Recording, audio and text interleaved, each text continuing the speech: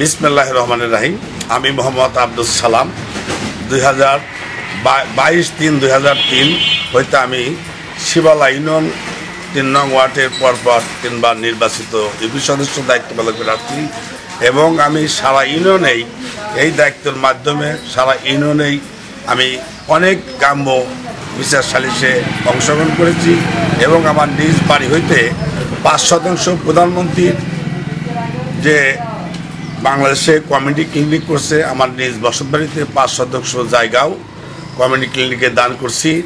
আমি জনগণের সাথে 2003 সালেতে আছি এবং আগামী দিন আমি 31শে জানুয়ারি নির্বাচন সুষ্ঠু নির্বাচন হলে আমি আনারস মার্কা নিয়ে প্রতীক জয়লাভ করব, এটা আমার আশা।